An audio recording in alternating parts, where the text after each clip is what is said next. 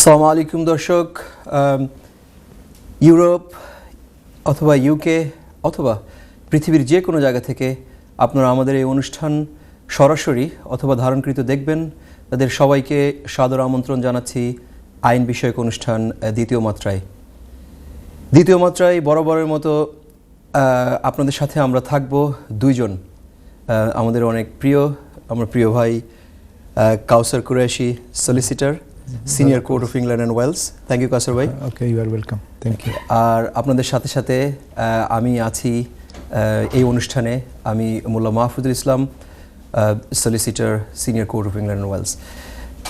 দর্শক, বরাবরের মতো আপনাদেরকে অনুষ্ঠানের শুরুতেই মনে করিয়ে দিতে চাই যে এই অনুষ্ঠানে আমরা আইনের সমসাময়িক বিষয়গুলোর সাথে সাথে মূলত যে বিষয়গুলো নিয়ে আলোচনা করি তা হলো family, children, divorce, immigration, asylum, commercial property, criminal, civil এবং অন্যান্য যেসব সমসাময়িক বিষয় থাকে তার উপরে আপনাদের সাথে আমরা আলোচনা করে থাকি। দর্শক, আরও একটা কথা বিশেষভাবে মনে করিয়ে দেওয়া প্রয়োজন, যা হলো এটা একটা শুধুমাত্র আলোচনা ভিত্তিক আইনের বিভিন্ন বিষয়ে পরামর্শমূলক একটা অনুষ্ঠান, কিন্তু এটা আপনার যদি কোনো বিষয়ে যদি সুনির্দিষ্ট কোনো মতামত বা কোনো প্রয়োজনীয় বিষয় থাকে তাহলে আপনি নিকটস্থ কোনো যোগ্য সলিসিটার অথবা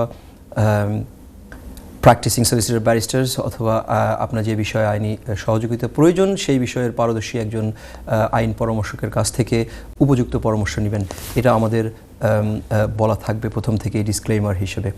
যাই হোক দর্শক, আজকের যে বিষয়গুলো আমাদের সাথে থাকবে তা হলো প্রথম সেগমেন্ট, দ্বিতীয় এবং তৃতীয় সেগমেন্টে আমরা পর্যায়ক্রমে ফ্যামিলির বিষয়ে আলোচনা করব। প্রথম সেগমেন্টে তাহলে ডিভোর্স নিয়ে আমরা আলোচনা করতে চাই। এটা খুবই প্রয়োজনীয় একটা বিষয়, যদিও দুঃখজনক, but in life this happens Kausar ভাই। So we will discuss about the divorce in the first segment. আপনাদের যদি কোনো প্রয়োজনীয় মতামত অথবা যদি কোনো সুচিন্তিত মতামত দেওয়া থাকে অথবা কোনো কিছু জিজ্ঞাসা থাকে তাহলে আপনারা স্টুডিও লাইনে ফোন করে সরাসরি আমাদের সাথে কথা বলতে পারবেন, অথবা আপনারা যদি টেক্সট করতে চান, ইমেল করতে চান, আমরা চেষ্টা করব আপনাদের প্রশ্নের উত্তর দিতে। কাউসার ভাই, শুরুতে আমরা যেহেতু ডিভোর্স নিয়ে আলোচনা করব, তাহলে আমরা ডিভোর্সের বিষয়টা নিয়ে আলোচনা শুরু করতে পারি। কাউসার ভাই, আমি আপনার কাছে যেটা জানতে চাই দর্শকদের জন্য, যেহেতু আমরা আলোচনা করব এই বিষয়ের উপরে, তো আপনি কাইন্ডলি আমাদেরকে বলবেন যে ডিভোর্সের যে ফ্যামিলির স্পেশালি যে ডিভোর্সের যে ম্যাটারটা আছে, এই ম্যাটারটা 6 of April 2022 আগে এবং পরের একটা বিষয় আছে। তো আপনি যদি কাইন্ডলি আমাদেরকে একটু বলেন যে এই দুইটা বিষয়ের ভিতরে ছোট একটু পার্থক্য, তারপর আমরা মূল আলোচনা চলে যাব। সো আসলে ল চেঞ্জ হয়ে গিয়েছে আমাদের 22 মেতে এসে। সো যখন আমাদের এই চেঞ্জ হওয়ার পরে আগে যেটা ছিল ফল্ট বেসড ডিভোর্স, এবং অনেকগুলা 6টার মধ্যে যে কোনো একটা না একটা আপনাকে গ্রাউন্ড দিতে হতো, 5টার মধ্যে গ্রাউন্ড দিতে হতো। এর মধ্যে একটা অন্যতম ছিল যে অ্যাডাল্ট্রি বা এই 5টা গ্রাউন্ড ছিল। তো এইগুলো এখন আর আপনার গ্রাউন্ডের কোনো প্রয়োজন নাই। এখন আপনার যে কারোর সাথে আপনার বনিবনাফ হবে না, কারোর সাথে আপনি বিয়ে চাচ্ছেন না, অতএব আপনি ডিভোর্স করে নিতে পারেন। হ্যাঁ, এটার জন্য আপনার কোনো গ্রাউন্ডের কোনো প্রয়োজন নাই।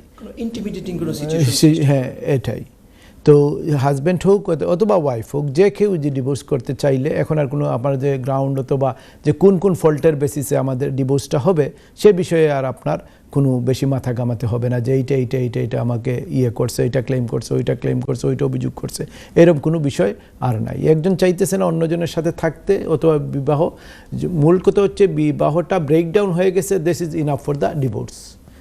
এই হচ্ছে মাহফুজ ভাই মূল কারণ। তো আর এর আগে যেটা একটা কোর্ট ছিল, এখন তো যেটা হয়েছে অনলাইনে, এটা কুইক হয়ে গেছে।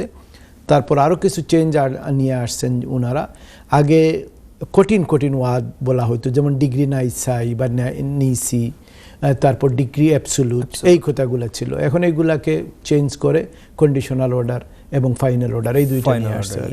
এবং যে কেউ অনলাইনে করতে পারে, অনলাইনে একদম সহজ করে দিয়ে দেওয়া হয়েছে যাতে অনলাইনে করা যায়। এখন আর পেপার ভার্সনটা এত বেশি পপুলার না, পেপার ভার্সন করা যায় কিন্তু পেপার Still করা ভার্সন যায়। এত পপুলার না, পপুলার টু অনলাইন ভার্সন। কাউসার ভাই থ্যাংক ইউ, আপনি সুন্দর করে বললেন যে ডিভোর্সের যে 6th of এপ্রিলের আগে এবং পরের যে সিনারিওটা এটা আমরা দর্শক জেনে নিলাম কাউসার ভাইয়ের কাছ থেকে। আমি যেটা মূলত কাউসার ভাইয়ের কাছে জিজ্ঞেস করতে চাই দর্শকদের জন্য, তাহলে কাউসার ভাই আমরা যখন ডিভোর্সের প্রিপারেশন নেয় কেউ, আনফর্চুনেট বলেন ফর্চুনেট বলেন, কারোর জন্য এটা ফর্চুনেট কারোর জন্য আনফর্চুনেট হতে পারে, তো সেই ক্ষেত্রে আমরা আমাদের কি বিষয় চেক করা উচিত যে before you get divorce what kind of preparation we need to take?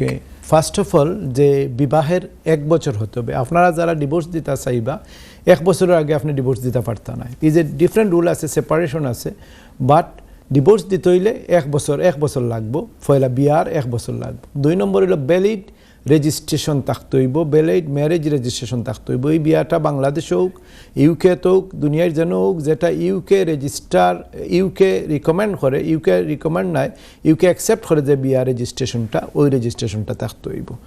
Third হইল গিয়া যদি ইউকে ডিভোর্স আপনি দিতে হয় তাহলে দুজন হাজব্যান্ড এবং ওয়াইফ দুজন যেন ইউকে থাকেন।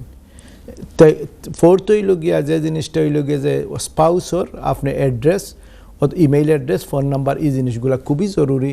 উইদাউট ইগুইন ছাড়া ডিভোর্স দেওয়াটা কোয়াইট ডিফিকাল্ট এবং লেন্থি প্রসেস শুরু হয়ে যায় গিয়ে আর কি, এবং ডিফারেন্ট অর্ডার লইয়া আওয়া লাগে আর কি, এটার লাগে। কারেক্ট।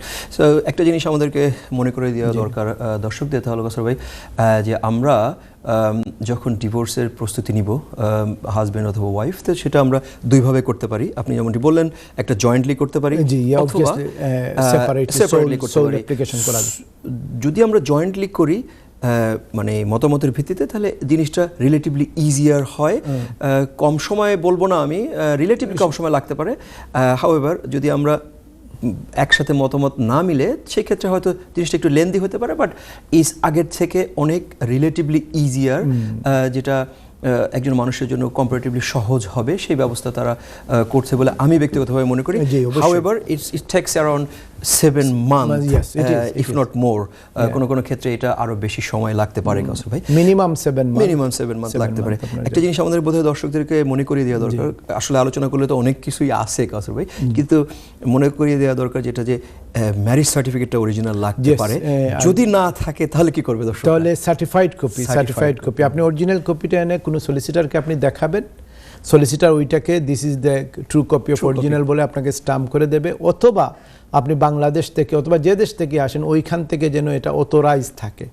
অনেক সময় দেখা যায় বাংলাদেশ থেকে যারা আসছেন এদের ক্ষেত্রে ওই নোটারি পাবলিক বলে একটা উপরে সার্টিফিকেট থাকে, দিস ইজ ইনাফ, এটাই আপনার অলরেডি অথরাইজড কপি। এটাই কিন্তু ইন সাম কেসেস আমরা দেখতে পাই যে আমরা ম্যারেজ সার্টিফিকেট ম্যানেজ করতে পারছি না, হাজব্যান্ড হয়তো দিচ্ছেন না, যদি কন্টেনশাস হয়, যদি কোনো ক্ষেত্রে দেখি যে আমরা ব্যাপারটা ওরকম সহজ হচ্ছে না, সেই ক্ষেত্রে কি হয়? সেই ক্ষেত্রে আমাদেরকে কি আর কোনো ওয়ে আছে যে আমরা? না, ম্যারেজ সার্টিফিকেট ইজ ফান্ডামেন্টাল এবং basic. Without marriage certificate you can not get divorce at all. This is the main fundamental document for the divorce, main fundamental document. আর আপনি যেমনটি বললেন যে 6-7টা জিনিস থাকে, যেটা আমাদেরকে দর্শকদের উদ্দেশ্যে আমরা বলে দিতে চাই যে আপনারা এইসব ব্যাপারগুলোতে সতর্ক থাকবেন, প্রস্তুতি নিয়েই আপনারা যাতে আটকে না যান। সেই ক্ষেত্রে আপনাদের মূল যে জিনিসগুলো সেগুলোকে আপনাদের সামনে রাখবেন, যেমন marriage certificate, date of marriage, all sorts of things, তাদের অ্যাড্রেস, ইমেল অ্যাড্রেস। আমরা দর্শক আমরা ফিরে আসবো আপনাদের সাথে আবারও ব্রেকের পরে। আমাদের সাথেই থাকুন, আমরা আপনাদের সাথে আছি। দেখা হচ্ছে ব্রেকের পরে।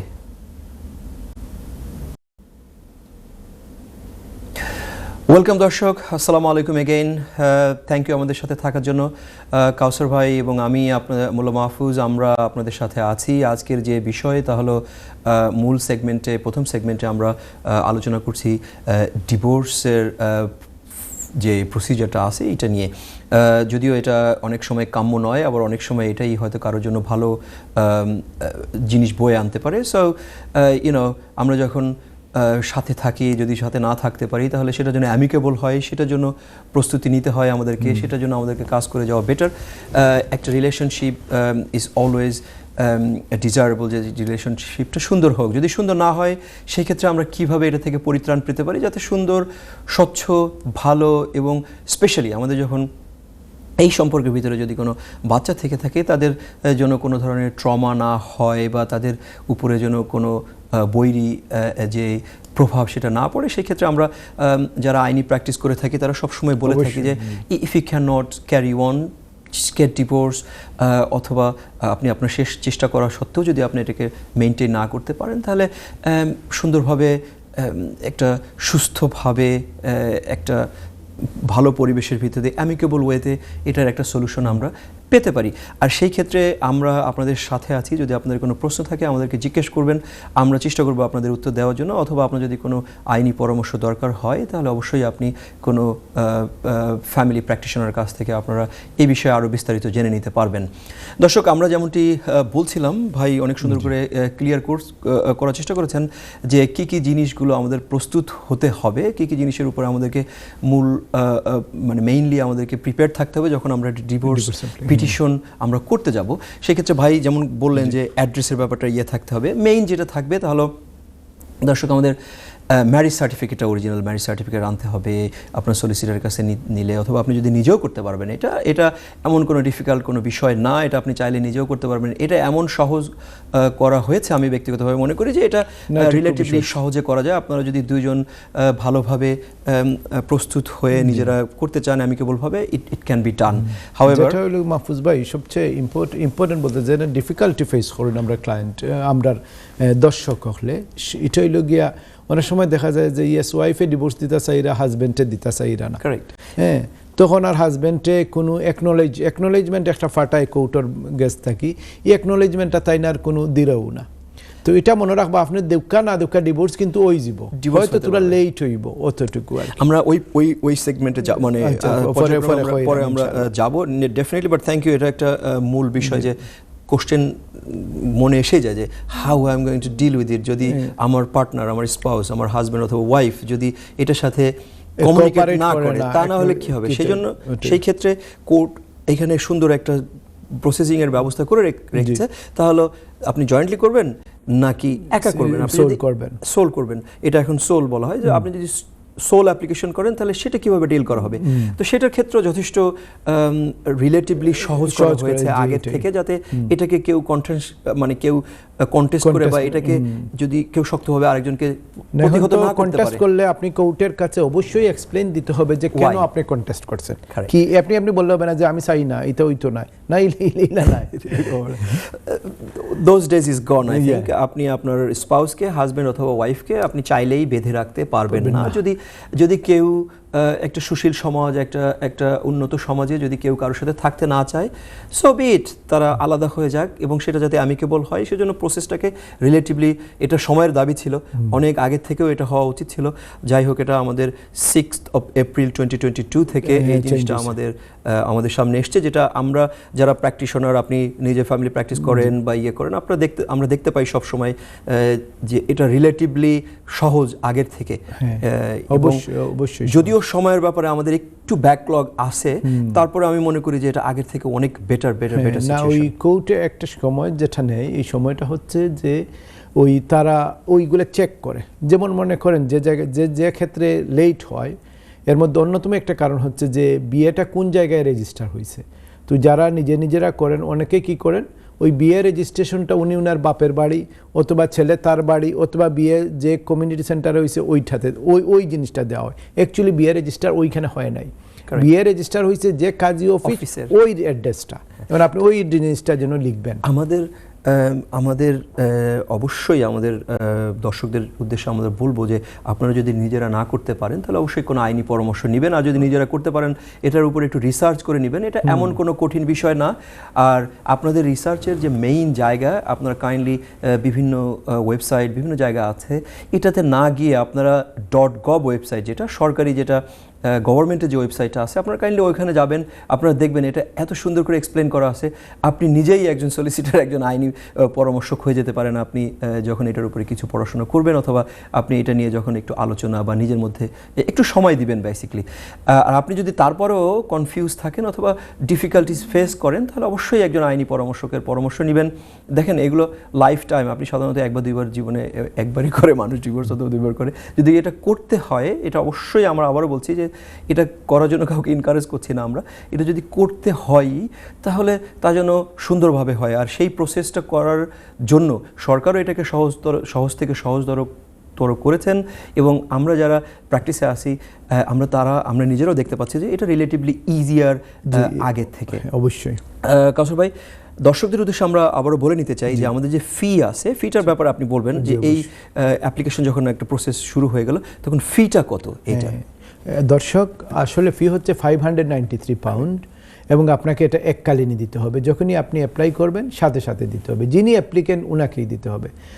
একজন হচ্ছেন অ্যাপ্লিকেন্ট, আর যার কাছে যাবে উনি হবে রেসপন্ডেন্ট। রেসপন্ডেন্টকে ওই ফিটা দিতে হয় না, অ্যাপ্লিকেন্টকেই দিতে হয়।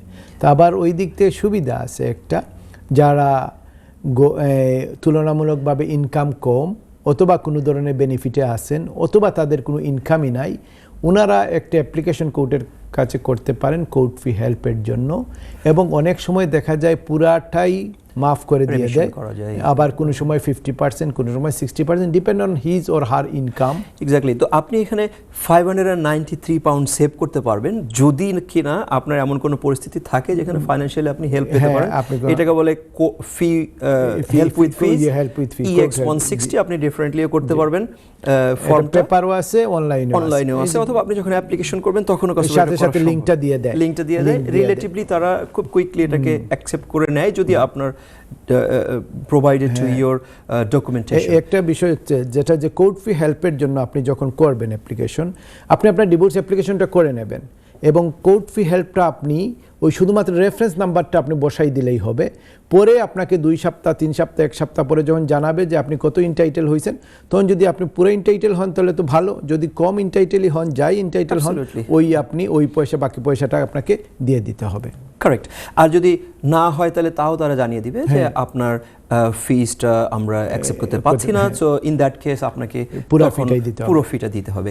সো এই জিনিসটা যথেষ্ট সহজতর আগের থেকে, স্পেশালি আমরা যখন অ্যাপ্লিকেশনটা অনলাইনে করে থাকি রিলেটিভলি ইজিয়ার হয়। ভাই, আমাদের যে ফর্মটা আছে বেশি সময় নেয় না। দর্শকদের উদ্দেশ্যে আমরা আরেকটা কথা বলতে চাই, তাহলে যে ফর্মটা আমরা যখন ফিল আপ করি, D8 ফর্ম যেটা আছে, আমরা অ্যাপ্লিকেশন ফর্ম, এখানে একটা জিনিস বিশেষভাবে উল্লেখ করার বিষয় আছে কাউসার ভাই দর্শকদের জন্য স্পেশালি, তাহলে যে আমরা যখন ডিভোর্স অ্যাপ্লিকেশন করে ফেলবো সেই ক্ষেত্রে কয়েকটা জিনিস এখানে খুবই রেলিভেন্ট, যে চিলড্রেন আছে কিনা, হ্যাঁ, কোনো ফাইন্যান্সিয়াল সেটেলমেন্টে আমরা যাব কি যাব না, এই বিষয়গুলো আমাদেরকে উল্লেখ করতে হবে, যাতে পরবর্তী পর্যায়ে এই জিনিসটা আমরা আগায় নিতে পারি। যদি জেনারেলি ফাইন্যান্সের ক্ষেত্রে অবশ্যই ফাইনাল অর্ডার আসার আগেই আপনি ফাইন্যান্সের অ্যাপ্লিকেশন আপনি করবেন, চিলড্রেনের অ্যাপ্লিকেশন আপনি করবেন, এইগুলা আপনার ফাইনাল অর্ডার আসার আগেই আপনি এটা করবেন। দর্শক, কথা বলতে বলতে আসলে বিষয়টা এত গুরুত্বপূর্ণ, এটা নিয়ে কথা বললে অনেক সময় কথা বলা যাবে। আমরা কথা বলবো আপনাদের সাথে, আমরা আপনাদের সাথে থাকবো। আমরা কিছুক্ষণের ভিতরে আমরা একটা ব্রেকে যাব। ব্রেক থেকে এসে আমরা আবার এই বিষয়ে অল্প আলোচনা করব, যে আমরা অ্যাপ্লিকেশনের পরে কীভাবে পরবর্তী স্টেজগুলো। দর্শক, আমাদের সাথে থাকুন। আমরা ব্রেক থেকে আসার পরে আপনাদের সাথে আবার দেখা হচ্ছে ইনশাআল্লাহ। এই বিষয়ে আবার কথা বলবো।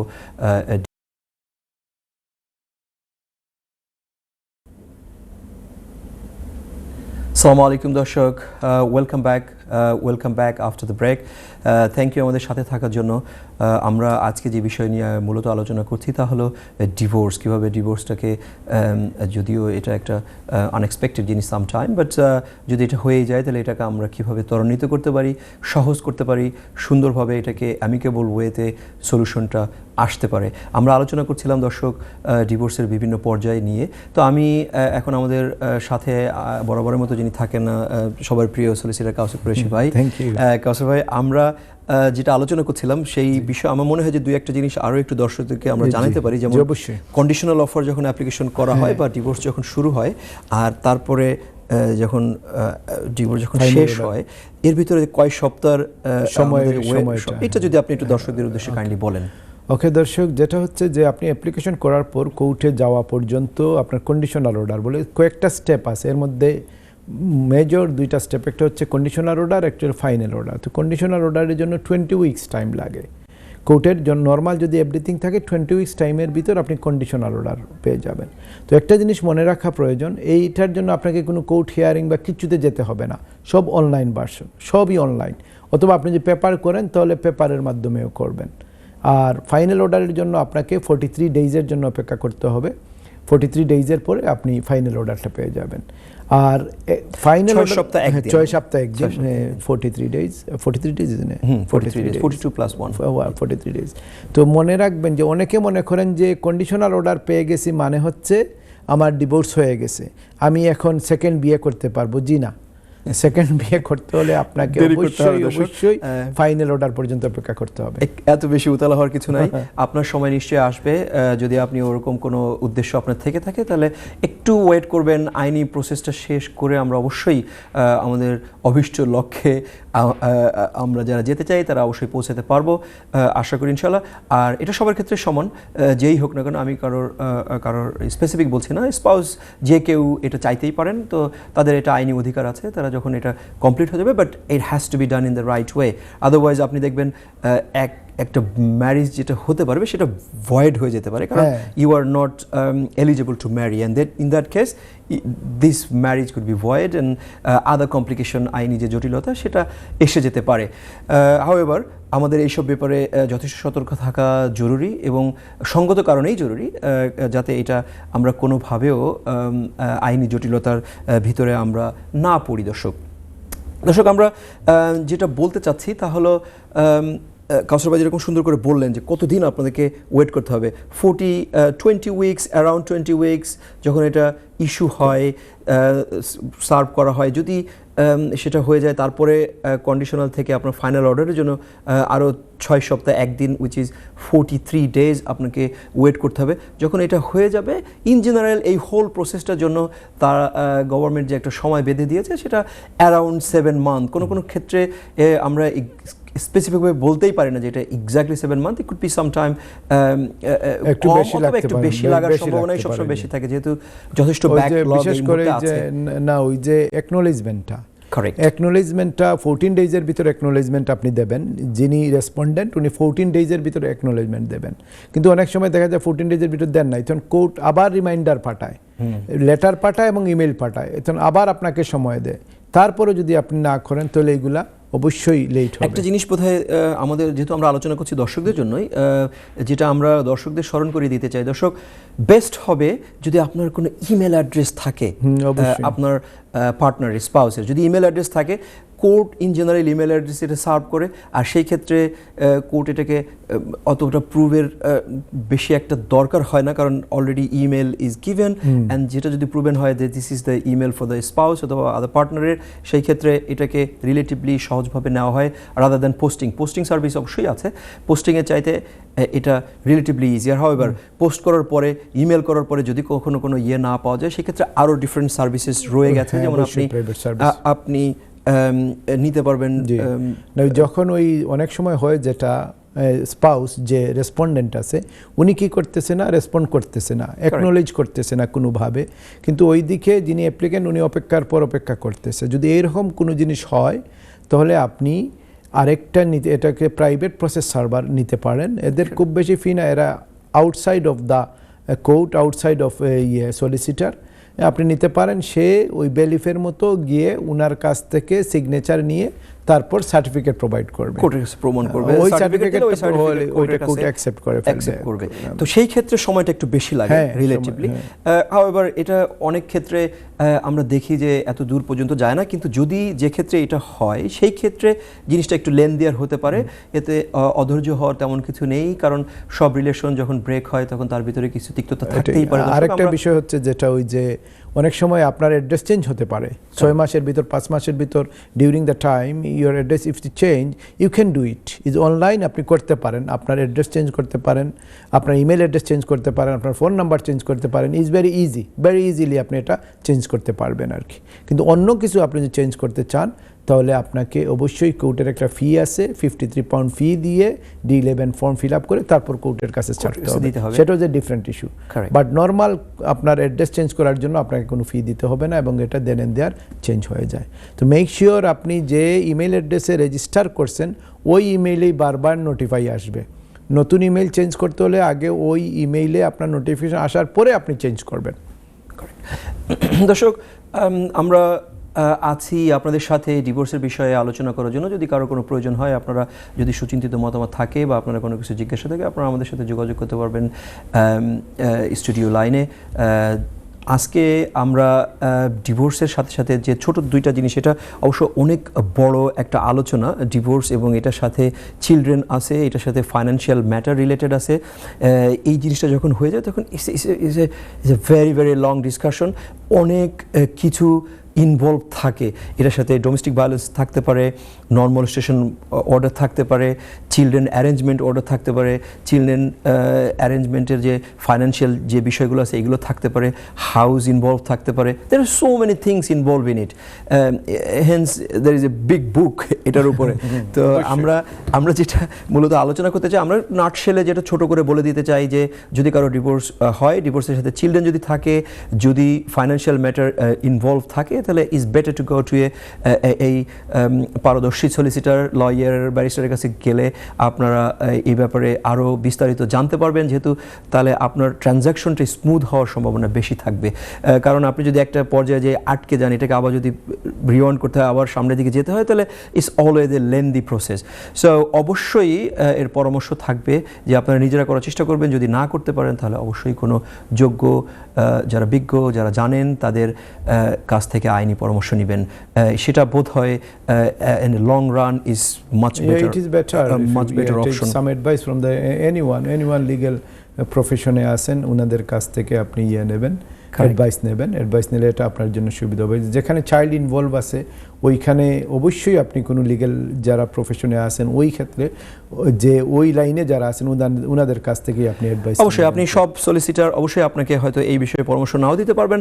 আপনি চেষ্টা করবেন অবশ্যই যারা এই বিষয়ে পারদর্শী, যারা ফ্যামিলি নিয়ে প্র্যাকটিস করেন, তাদের সাথে একটু আলোচনা করে নিতে পারেন। দর্শক, আরেকটা কথা বলে রাখা ভীষণভাবে প্রয়োজন আপনাদের স্বার্থে, তা হলো যে যদি কোনো ফ্যামিলি ম্যাটার হয় যেটাতে আপনি লিগাল এইড পেতে পারেন, তাহলে অবশ্যই আপনি সেই লিগাল এইডের সুযোগ নেওয়ার যদি থাকে তাহলে অবশ্যই নেবেন।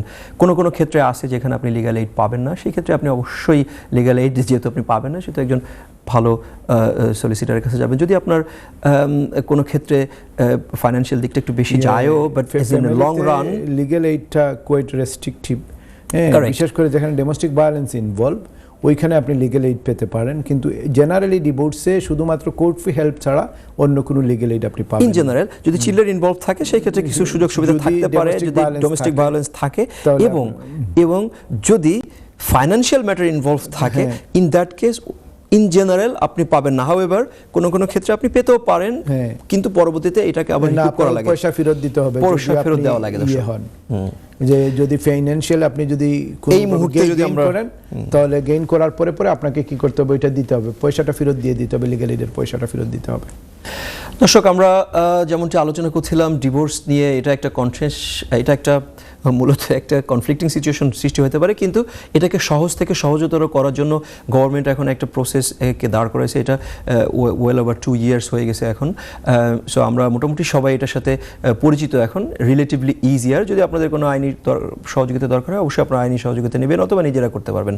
দর্শক, আমরা এই পর্যায়ে চলে যেতে চাই। আমরা দর্শক এখনকার যে আলোচনাটা কাসবে আমরা বোধহয় এটার সাথে খানিকটা সম্পূরক বলতে পারি। আমরা স্পাউস ভিসা এবং স্পাউস ভিসার মানে ডিপেন্ডেন্ট আমরা যেভাবে বলি, কিন্তু ডিপেন্ডেন্ট শুরু আর ডিভোর্স দিয়ে শেষ, স্পাউস ভিসা দিয়ে শুরু, কিন্তু আমরা একটু উল্টো দিক থেকে এসেছি। কারণ আমার কাছে মনে হয় যে ডিভোর্সের ম্যাটারটা ইজ মোর কাইন্ড অফ অনেক কিছু জড়িত এটার সাথে। সম্পর্ক যখন শুরু হয় বা সৃষ্টি হয় তখন আনন্দে থাকে, এটা রিলেটিভলি সহজও হয়, কিন্তু ডিভোর্সটা অনেক সময় তিক্ততা হতে পারে। ফাইন্যান্সিয়াল ম্যাটার যখন ইনভলভ থাকে তখন এটা ডিফিকাল্টিস আসতে পারে।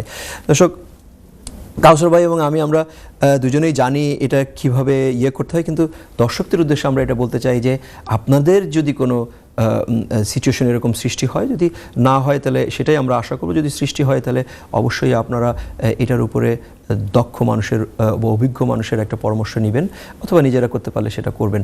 আমরা এখন যে আনন্দের বিষয়টা নিয়ে আলোচনা করতে চাই তা হলো সম্পর্ক সৃষ্টি, অথবা আপনার স্পাউসকে আপনারা কিভাবে এই দেশে আনতে পারবেন। আমরা যেহেতু এই দেশের বিষয় নিয়ে আলোচনা করছি, তো আমরা এই দেশে আমরা কিভাবে আমাদের স্পাউসকে নিয়ে আসতে পারবো সেই বিষয়ে আলোচনা করব।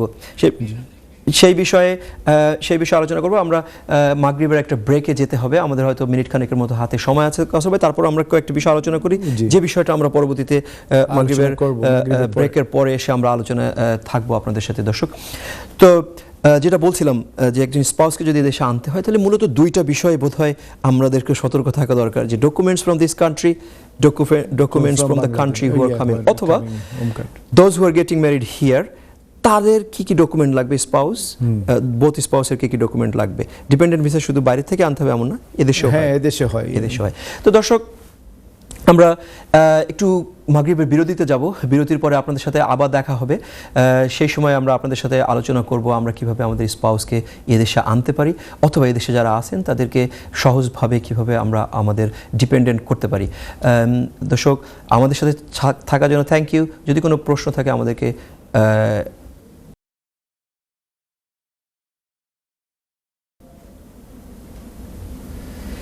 আসসালামু আলাইকুম দর্শক, ওয়েলকাম ব্যাক। আমাদের মাগরিবের বিরতির পরে আমাদের সাথে আপনারা আবার যোগ দেওয়ার জন্য থ্যাংক ইউ আপনাদের সবাইকে। আমাদের এই অনুষ্ঠান আইন বিষয়ক অনুষ্ঠান দ্বিতীয় মাত্রা থেকে আপনাদের আবার সাদর আমন্ত্রণ জানাচ্ছি। বরাবরের মতো আমি আর কাউসার ভাই আমরা দুজন এখানে আছি আপনাদের সাথে। আপনাদের প্রশ্ন যদি থাকে আমাদের স্টুডিও লাইনে ফোন করবেন।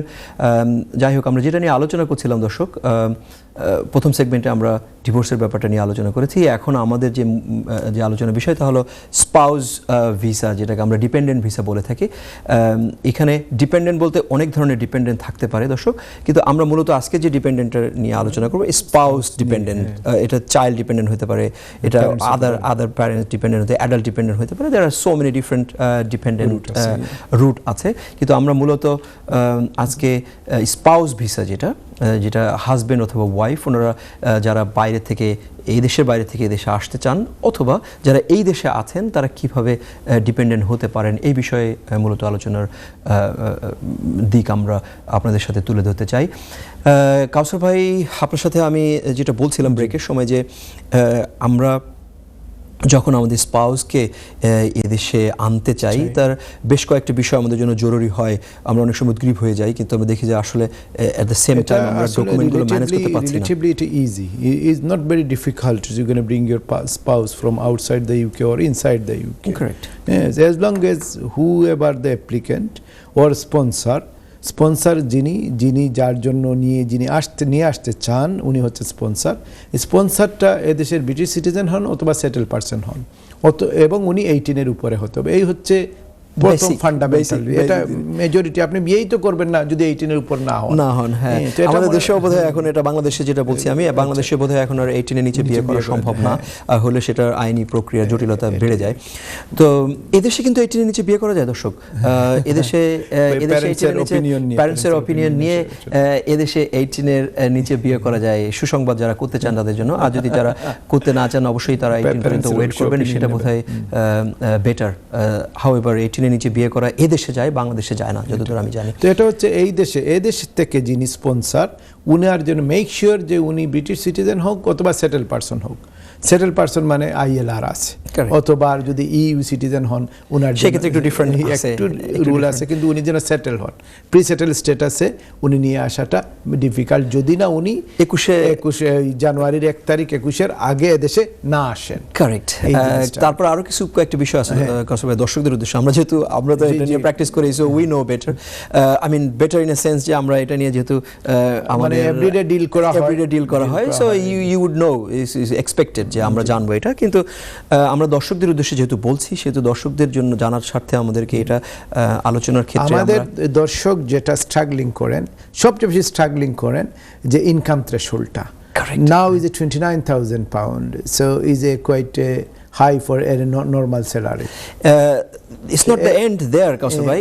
দর্শক, আপনারা জেনে থাকবেন যে এই যে 29,000 পাউন্ডের থ্রাশহোল্ড 11th of April 2024 থেকে এসছে, এটা is not there to be end, looks like it has another two leap, আরও দুইটা জাম্প করতে পারে এটা 34,500 and then at the end এটা হয়ে যেতে পারে 38,700, which is unreasonable to me and you and to any সাধারণ মানুষের জন্য আমি মনে করি এটা একটা আনরিজনেবলনেস আসতে পারে। যারা ফি দেবেন না এদের জন্য, যারা ফি দিতে হয়, ফি বলতেছি যে 29,000 পাউন্ড যাদের ইনকাম নাই এবং ইনকাম করতে পারবেন না, এদের জন্য যে ক্রাইটেরিয়া হচ্ছে যদি উনারা পিপের মধ্যে থাকেন, পিআইপি যেটা আমরা বলি, ওটাতে আমরা আসবো কাসর ভাই, ওটা তো আলোচনার বিষয়, লম্বা আলোচনা। জিজ্ঞাসা করছিল যে ভাই ইয়েতে কি স্পাউস ভিসায়, ডিপেন্ডেন্ট ভিসায় আমি কি ফি ওয়েইভার পাবো? অবশ্যই পাবেন, যদি আপনি এর আগে 29,000-এর রিকোয়ারমেন্টসে আপনি না পড়েন। 29,000-এর রিকোয়ারমেন্টসে যদি আপনি না পড়েন, যে ওই যেগুলো 9টা বা 8টা ক্রাইটেরিয়া আছে যেগুলো আপনার থাকে, এইগুলো যে থাকে, তাহলে আপনি অবশ্যই অ্যাপ্লাই করতে পারেন ফি ওয়েইভারের জন্য। কারেক্ট। সো সেই ক্ষেত্রে আমরা সহজে যেটা বলে দিই যে আমাদের যদি কোনো ইনকাম, যদি পিআইপি যেটা বলি, independent payment, personal independent payment, অথবা যে ধরনের যে ডকুমেন্টসগুলো, কেয়ার অ্যালাউন্স ইনভলভ, সেই ক্ষেত্রে আমরা হয়তো ফি ওয়েভারটা পেতে পারি। কিন্তু যদি আমরা ফি ওয়েভার না পাই, ইন জেনারেল মানুষ, মোস্ট অফ দ্য পিপল যারা 29,000-এর থ্রেশহোল্ডে আসেন, ওনারা ফি ওয়েভার করলে তো ওনারা পাবেনই না, স্বাভাবিক, এটা পাওয়ার কথা না। তো 29,000-এর মতো ইনকাম আপনাকে কেন দেবে? এক্স্যাক্টলি। তো এখানে যে বড় বিষয়টা আছে, এখনো কোনো পরিবর্তন আসে নাই, যেটা আসতেও পারে এরকম একটা কথা প্রথম থেকে বলা ছিল, এখনো একটা সম্ভাবনা আছে, এটা উড়িয়ে দেওয়ার মতো না। যদি এসে যায় তাহলে আমাদেরকে ডিল করতে হবে, যদি না আসে সো বি ইট, আমরা সবাই আশা করবো যেন এটা আর আগে না বাড়ে, এই পর্যন্ত যেন থাকে, সবার জন্য ইজি হয়, সবার জন্য সহজ হয়, এবং আমাদের গভর্নমেন্টের বোধোদয় হয় যে এটা একটা ডিফিকাল্ট সিচুয়েশন, এটা একটা হিউম্যান রাইটসের একটা ব্যাপার এখানে জড়িত আছে। কারণ একজন মানুষের লিগ্যাল রাইট, সে কোথায় বিয়ে করবে। পার্সেন্টেজ অনুযায়ী দেখেন, যারা স্পাউস ভিসায় অ্যাপ্লিকেশন করে নিয়ে আসেন, স্পাউসটা যিনি আসবেন, ওনারা majority third world country, specially আমরা বাংলাদেশ থেকে আসে। অতএব এখানে ওনারা বারবার বলতেছে জয়েন্ট ইনকাম ইজ অ্যাকসেপ্টেড। তো বাংলাদেশ জয়েন্ট ইনকাম আমরা 29,000 আমরা কত করে ইনকামই দেখাতে পারবো যেটা এখানে অ্যাড হবে? একটা ডিফিকাল্টিজ আছে। যদি আমরা এই দেশের ব্যাপারটা হয় তাহলে রিলেটিভলি ইজিয়ার হয় দর্শক। সেই ক্ষেত্রে আমরা জয়েন্ট ইনকামটা মানে দেখাইতে পারি। বাংলাদেশের ক্ষেত্রে হলে বা অন্য যে কোনো দেশের ক্ষেত্রে হলে সেই ক্ষেত্রে জিনিসটা ভিন্নতর হয়ে যায়। যাই হোক, আমরা যেটা মূলত বলছিলাম যে কি কি বিষয়গুলো আমরা আমাদের মনে রাখা দরকার, যে একটা ডিপেন্ডেন্ট ভিসা বা স্পাউস ভিসাকে সফল করার জন্য, একটা ভালো অ্যাপ্লিকেশন করার জন্য আমরা কি কি জিনিসগুলো আমরা আনতে পারি। যেমন financial requirement, language requirements, this are the main two things আমি মনে করি। এখন যদি এই দেশের যে ডকুমেন্টগুলো, আমি যদি এই দেশ থেকে আনতে চাই, তাহলে এই দেশের যে হাজব্যান্ড অথবা ওয়াইফ, ওনাকে কী ধরনের ডকুমেন্টগুলো দিতে হবে, আর যারা দেশ থেকে আসবেন অথবা এই দেশের বাইরে থেকে যারা আসবেন, ওনাদের কী ধরনের ডকুমেন্ট দিতে হবে। তো আমরা প্রথমে আমরা বলতে পারি যে এই দেশের কী ডকুমেন্টগুলো কাসর ভাই, তারপর আমরা দেশ থেকে বা যে দেশ থেকে আসবেন উনি, হ্যাঁ, বারবার বাংলাদেশের নাম আসে, যেহেতু আমরা বাংলাদেশি প্র্যাকটিস করি, সত্যি কথা, বাংলাদেশের মানুষ। তো ফার্স্ট অফ অল আমরা বলছি যিনি স্পন্সর, উনাকে অবশ্যই উনার পাসপোর্ট অথবা একটা আইডি ডকুমেন্ট থাকতে হবে। পাসপোর্ট এবং আইডি ডকুমেন্ট যেটা স্পেশালি উনার লিগ্যাল স্টেটাস, ইমিগ্রেশন স্টেটাস উনার যেখানে রিফ্লেক্ট করে এরকম একটা ডকুমেন্ট থাকতে হবে। এটা হতে পারে পাসপোর্ট, এটা হতে পারে উনার বিআরপি। তো বিআরপি তো আর কিছুদিন পরে থাকবে না, তো পাসপোর্টটা ইজ ভেরি ইম্পর্টেন্ট এই ক্ষেত্রে, অথবা পরে হয়তো শেয়ারিং কোডের ক্ষেত্রে আসতে পারে, শেয়ারিং কোডও উনি দিতে পারবেন। তারপর হচ্ছে ম্যারেজ, এটা অবশ্য যদি বাংলাদেশে হয় তাহলে ম্যারেজ সার্টিফিকেটটা অবভিয়াসলি বাংলাদেশেই থাকবে, আর এদেশে বাংলাদেশে ম্যারেজ সার্টিফিকেটটা অবশ্যই ট্রান্সলেটেড হবে। কারেক্ট। নিকানামা, যেটা নিকানামাও থাকতে হয়। আমি দেখছি অনেক সময় নিকানামা চেয়ে পাঠায় যে আপনারা নিকানামাটাও পাঠান। ম্যারেজ সার্টিফিকেট নরমালি ঠিক আছে, কিন্তু নিকানামাটা দিয়ে দিলে তারা কোশ্চেন। ম্যারেজ সার্টিফিকেট হচ্ছে নিকানামাই, নিকানামাটাই হচ্ছে মূল ম্যারেজের মূল ডকুমেন্টস। তারপর একটা আলাদা আরেকটা সার্টিফিকেট দেওয়া হয়, এটা হচ্ছে ইমিগ্রেশন পারপাসের জন্য আরেকটা সার্টিফিকেট দেওয়া হয়।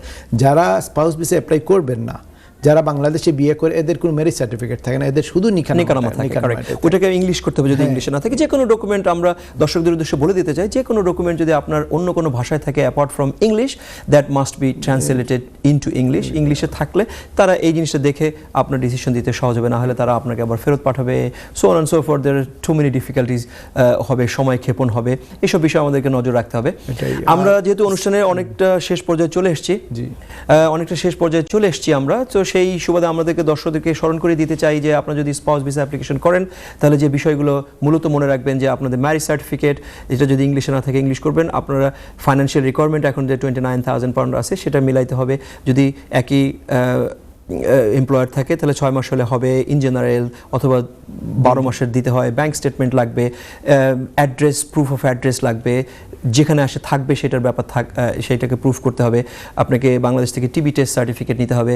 আপনাকে ইংলিশ ল্যাঙ্গুয়েজ রিকোয়ারমেন্ট মিনিমাম এ লেভেল থেকে, A1 থেকে B1 পর্যন্ত যদি হয় তাহলে জিনিসটা রিলেটিভলি সহজ হবে। যদি আপনারা এই দেশের ভিতরে থাকেন তাহলে রিলেটিভলি সহজ হয়ে যায় এই সব কাজগুলো, যেহেতু you are already in country. দর্শক, অনুষ্ঠানের এক পর্যায়ে, একদম শেষ পর্যায়ে আমরা চলে এসেছি। আমরা আপনাদের সাথে আবারও দেখা করব প্রতি মাসের প্রথম এবং তৃতীয় মঙ্গলবার। দর্শক, অনেক ধন্যবাদ। আপনাদের সাথে আবারও দেখা হবে 2 সপ্তাহ পরে ইনশাআল্লাহ। ভালো থাকবেন আপনারা সবাই, আমাদের জন্য দোয়া করবেন, আপনাদের জন্য দোয়া থাকলো।